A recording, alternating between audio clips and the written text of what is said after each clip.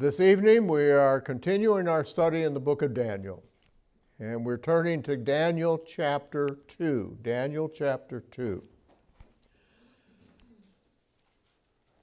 We're looking at the unforgettable Daniel.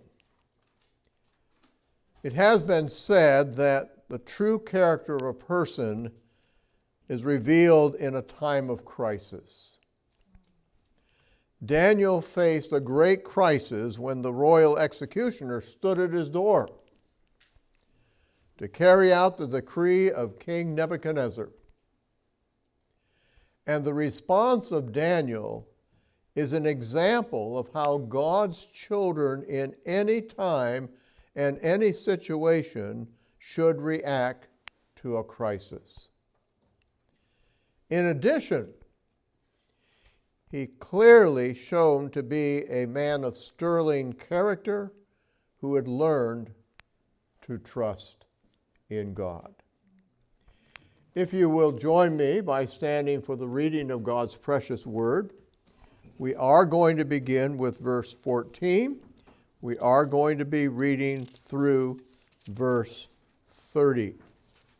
It's a little bit long, but we need all of this to put it in context. Then when counsel and wisdom, Daniel answered Arioch, the captain of the king's guard, who had gone out to kill the wise men of Babylon. He answered and said to Arioch, the king's captain, "Why is the decree from the king so urgent?" Then Arioch made the decision known to Daniel. So Daniel went in and asked the king to give him time that he might tell the king the interpretation.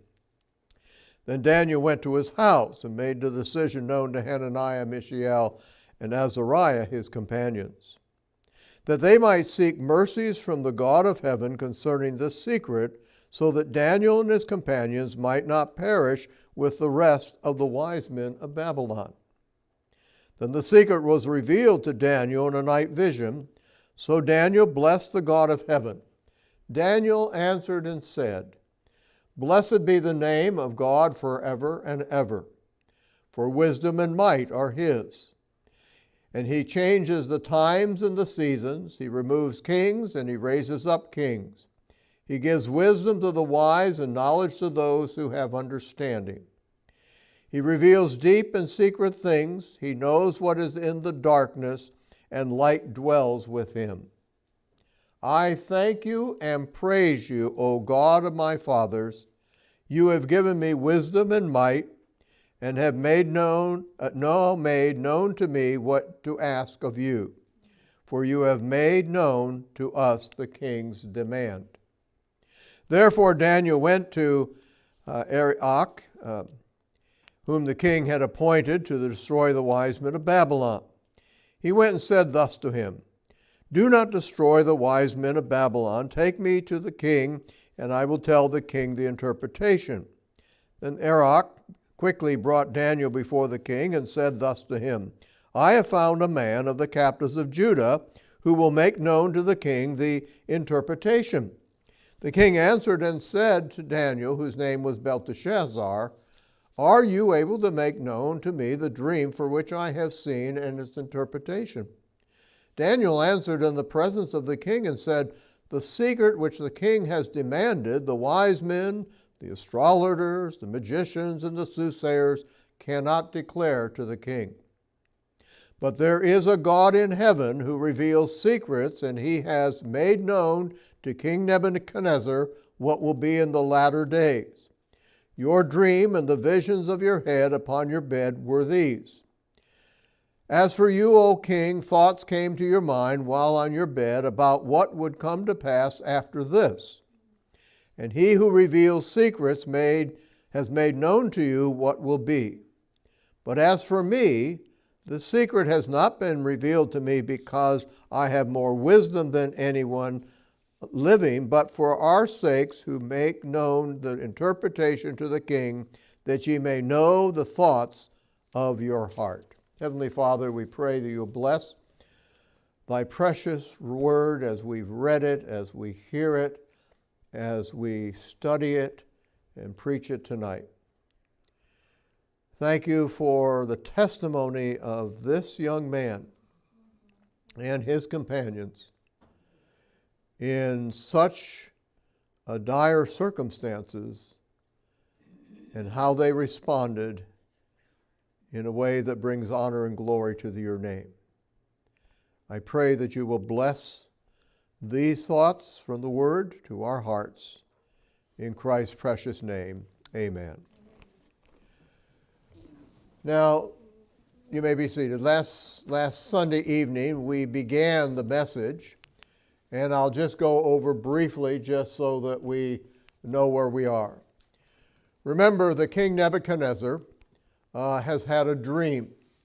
He has called in all of his wise men that were there available for him and asked them to not only tell him an interpretation, but he said, tell me the dream that I had and then give me the interpretation. They said, oh, well, King, you can't do that. You can't ask something like that because you have to tell us the dream. Then we'll tell you the interpretation. He said, no. You have to tell me the dream and the interpretation. Oh, no one's ever asked for that before. You can't do that. And he said, well, I know what you're like. I know you're just, stalling for time, and then you're going to come up with something. You're going to tell me. Well, they couldn't do it. And so he ordered for all of them, not just of them who were there, but all of his wise men, all of his astrologers, all of those soothsayers, astronomers, all those guys, he said, kill them all. So he sends out his executioner. His executioner has gone out, and already, we don't know how many, but he's already killed a number. And now the executioner has come and knocked on the door where Daniel, Hananiah, Azariah, all four of them are living. And he says, I've come. Now, what we did was we spent a little time just looking at Daniel and his qualities that he displayed. Just to remind you, number one, he showed wisdom and discretion, verses 14 and 15. Then with counsel and wisdom, Daniel answered Arioch, the captain of the king's guard, who had gone out to kill the wise men of Babylon. He answered and said to Arioch and the king, captain's king, why is the decree from the king so urgent? Then Arioch made the decision known to Daniel. So in a very wise way, he talked to him. He talked to him in the right way, in the right spirit and everything. Wanted to know, well, why is this so urgent? Why? Because he didn't know. He was new. He had probably just finished his 3 years of education, or maybe was in the midst of it. We don't know. And so he had no idea what had happened. He hadn't been called to the palace. He hadn't been informed of all this. He also demonstrated great boldness.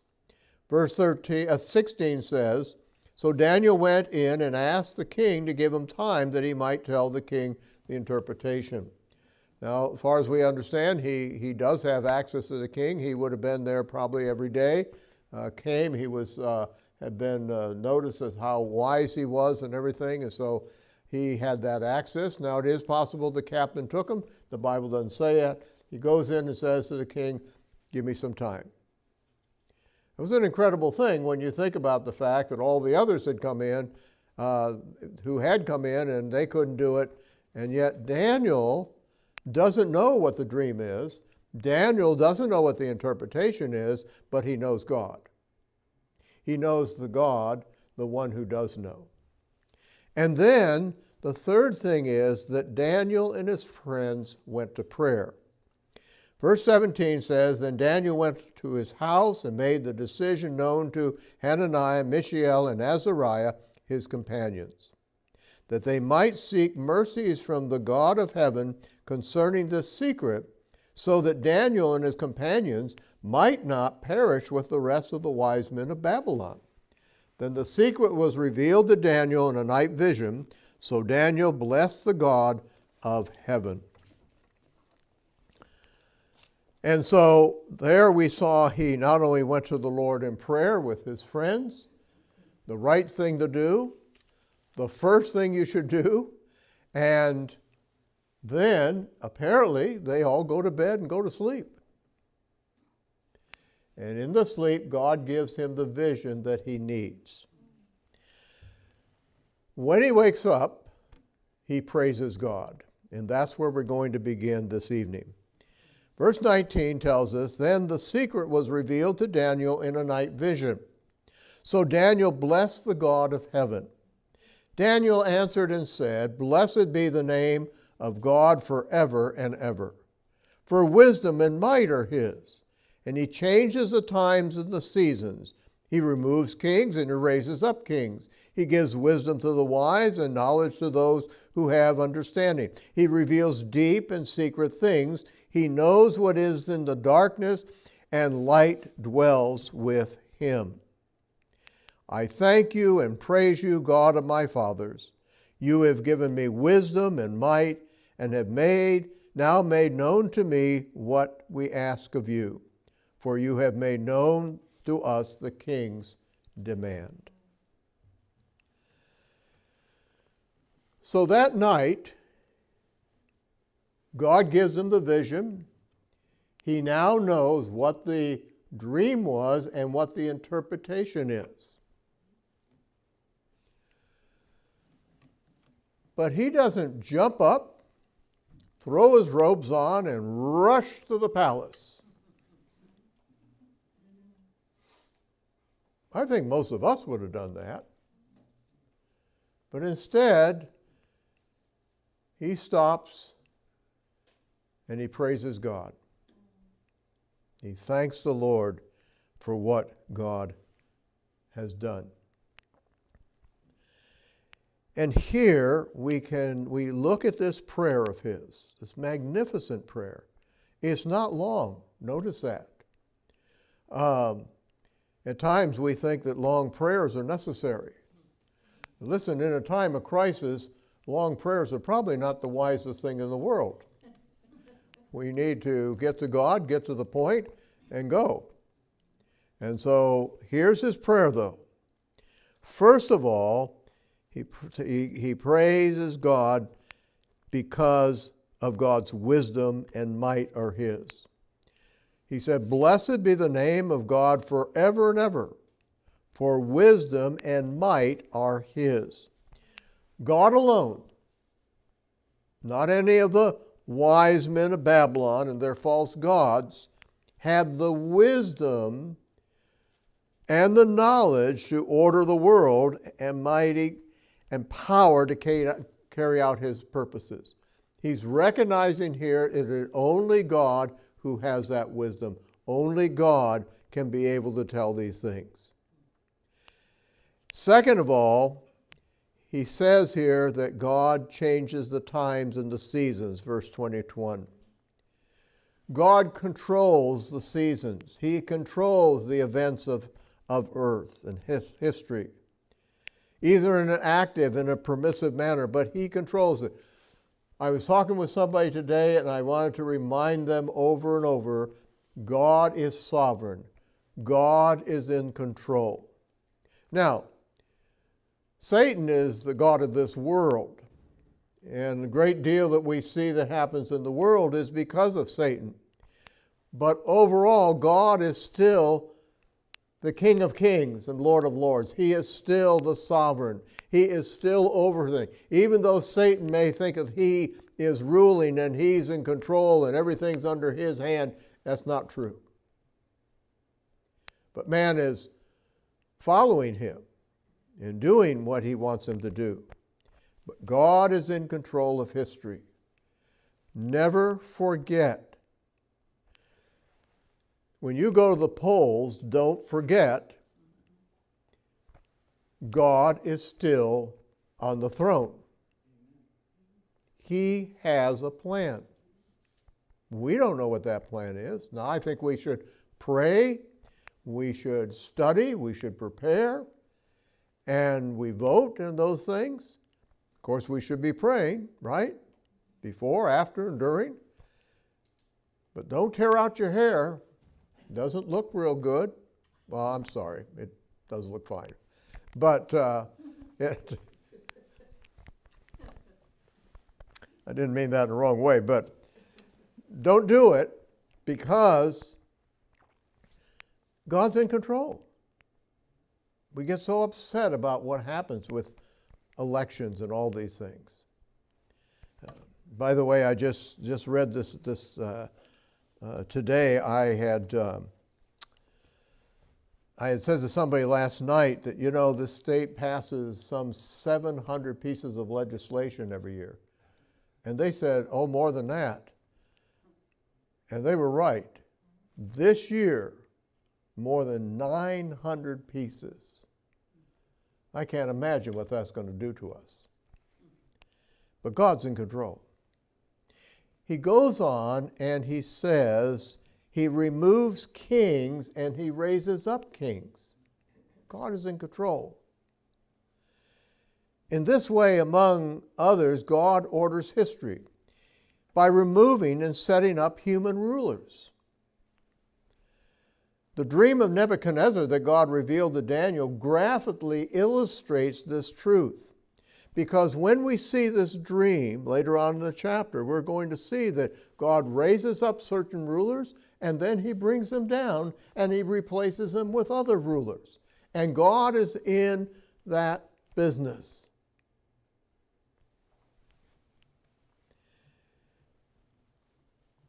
And then he says, God gives wisdom to the wise and knowledge to those who have understanding.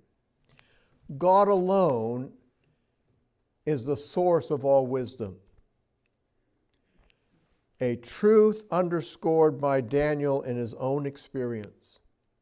He will see time and time again God giving the wisdom that he needs. And we need to rely on God's wisdom. The Bible tells us that if we lack wisdom, which the truth of the matter is we do, we should ask of God and he will give it to us, not just a little bit, but abundantly. He will give us more wisdom than we actually need if we just go to him and trust him. Fifth of all, he reveals deep and secret things. If we are to know anything about that which is normally hidden from us, namely the future, it is only going to come through the revelation that comes from God. Only God can tell us the future. You and I do not know this next second. We don't know the next second. We who live here in California are very used to the fact that everything is going just perfectly normal. And boom, there's an earthquake. We have no idea. Back when we lived in Ohio, at least when a tornado came through, they gave us some warning. Sometimes. And nowadays we can see it on the radar. We see all this stuff. We see it coming. But the reality is we do not know 1 second in the future. But God does. He goes on and he says he knows what is in the darkness. God alone knows the darkness, one, of men's hearts. And the future. The future is dark. It's unknown to us. I think of the psalmist also. The psalm, David said this. He said, the darkness, they can't comprehend it. But God, all darkness to God is light. I'm sorry, I'm just going to read it to you because my mind just went blank on me.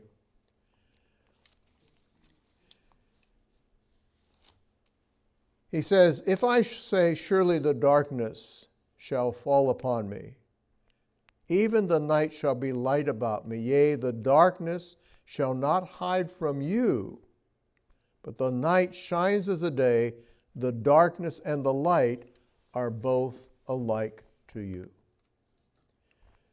Now, David, I think, is not just talking about physical darkness, so that's true. He's talking about the darkness of life. He's talking about the things that we don't know. We don't know what's going to happen. And yet, God knows it. It may be dark to us. And there are things in our lives that are dark to us. And we don't understand them. We don't understand why they happen. We don't understand why we're going through what we're going through. But God knows.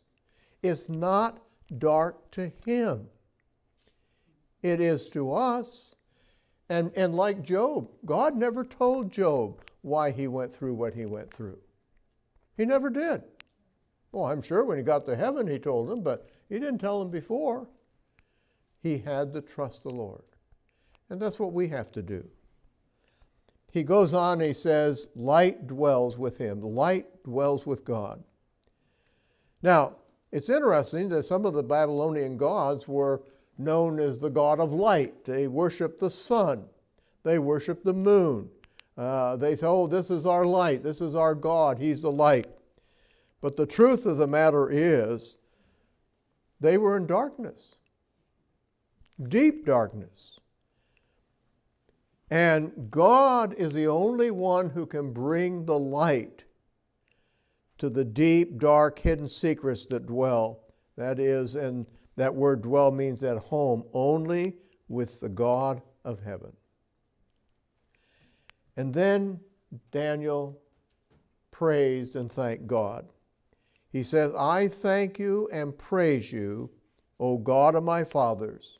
You have given me wisdom and might, and now made known to me what we have asked of you, for you have made known to us the king's demand.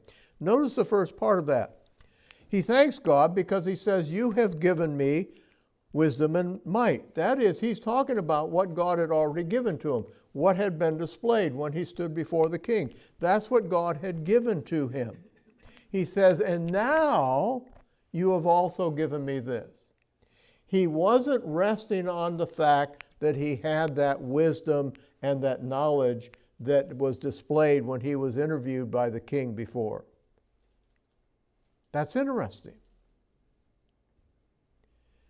Oftentimes, what we have learned, and it's good for us to learn, and it's good for us to have memory of things, and it's good for us to have experience, and it's good for us to have gone through and everything, but we must be careful we don't rest upon that. He wasn't resting upon that. He had looked to the Lord to teach him and tell him what he needed to know right then. And we need to do the same. Now, having concluded this magnificent prayer, Daniel showed concern for the condemned wise men and asked that their lives be spared. Look at verse 24. Therefore Daniel went to Arioch, whom the king has appointed to destroy the wise men of Babylon. He went and said thus to him, do not destroy the wise men of Babylon. Take me before the king, and I will tell the king the interpretation. He's got the answer. He's going to be able to go to him. He's going to be able to rescue himself and his friends. Let's go. No. Let's show concern for others. They were false prophets. They were idolaters. They were wicked men. They had been fooling the king for years. And yet Daniel, instead of allowing them and even wanting them to be killed, he rescues them. What a lesson for us. You know, in the Old Testament, in the Psalm, there are a few Psalms that are called imprecatory prayers. They're not for us. It was a different age. That was a different time. We're not to pray that way. We live in an age of grace. We're to pray for the salvation of the lost. We're to pray for the salvation of our enemies. What did Jesus say? He said that, you know, if your enemy asks something of you, you're to give it to him. If it comes along and asks for this, give him even more. like I mentioned this morning, that individual I was talking about at least understood what we were to be like. He said, well, you forgive everybody. We don't. Well, we should, shouldn't we? God has told us to forgive everybody, as he has forgiven us. And so he rescues them. Before he does anything else, after he prays, he stops and says, before we do anything else, don't kill the rest of them. Take me to the king. And so we see in verse 25, then Arioch quickly brought Daniel before the king and said thus to him, I have found a man of the captives of Judah who will make known to the king the interpretation. Now here's a pretty wise fellow. Say, wise? Sure. If you remember, he was on a mission. He was going from house to house, wherever the wise men and the astrologers and the soothsayers and the Chaldeans and all these guys were, and he was executing them. And he comes to the house of Daniel and his friends. And Daniel opens the door. That's when he found out that Daniel was going to be able to answer things. But he comes to the king and he says, I found the man.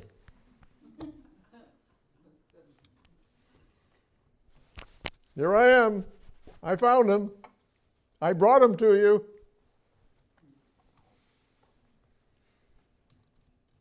Put a sash on me. Give me a ward. Parade me through the streets.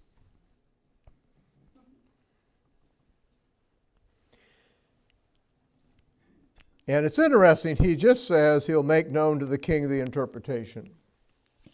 Now, is that what the king is looking for? He's looking for a lot more than that, and we'll see that in a moment. So then Daniel is ushered into the presence of Nebuchadnezzar, and he hears the anxious question of the king.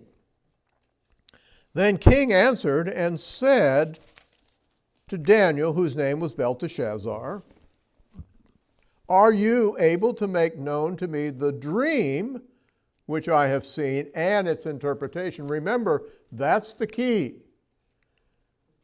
From the very beginning, I want to know the dream and its interpretation. We don't know if he had forgotten a dream or he just wanted to prove that when you gave the interpretation, you knew because you knew the dream. And Daniel's response stressed three facts. Revealing all the various classes of wise men, he insisted that no wise man of any sort could reveal the king's secret. Verse 27, Daniel answered in the presence of the king and said, the secret which the king has demanded, the wise men, the astrologers, the magicians, and the soothsayers cannot declare to the king. King, they can't do what you've asked. Now the king already figured that one out, but he's reinforcing it. And setting God over human importance, Daniel affirmed that the revelation he was about to declare had its full source in God. And with great testimony and great courage, he testified to his faith in God and gave all honor and glory to God. Verse 28, but there is a God in heaven who reveals secrets, and he has made known to King Nebuchadnezzar what will be in the latter days. Your dream and the visions of your head upon your bed were these. And so he tells him, listen, there is a God, and this God can answer your dreams, can tell you. He knows all of this. And then, and we're going to return to verse 29 in a moment, but then Daniel gives all the credit to God. He says, "But as for me, this secret has not been revealed to me because I have more wisdom than anyone living, but for our sakes who make known the interpretation to the king, that ye may know the thoughts of your heart." So he doesn't take any credit for it. There's another great lesson for us. I think sometimes, we pray about things, we ask the Lord for things, and then he uses us in some way, and then we're praising God, and we're thankful for everything, and somebody asks, "Well, what happened?" And I did this, or I did this, or I did the other thing. No. It's God.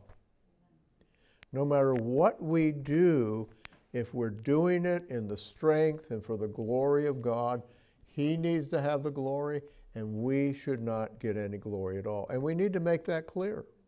We need to make that clear. And so before divulging the contents of the dream and its interpretation, Daniel informed the king that it was given by God in answer to his concern about the future. Nebuchadnezzar was concerned about the future of his kingdom. And so in verse 29 we says, "And as for you, O king, thoughts came to your mind while on your bed about what would come to pass after this. And he who reveals secrets has made known to you what will be." Now, going back to verse 28 for a moment, the dream particularly dealt with what shall be in the latter days. That's a very important phrase, the latter days. That phrase is found, I think, some 14 times in the Old Testament. When you find something like that repeated over and over, there's something very important about that. It seems to mean an extended period of time that is consummated in the Messianic age. So in other words, it begins with AD or BC 60, time of Nebuchadnezzar at this point, to when Christ sets up his millennial kingdom. Now, will everything be told us in this dream? No, not everything, but we are going to see some of God's plan. We're going to see prophecy. Remember, when this dream that he had took place, none of the things which he dreams about had taken place yet.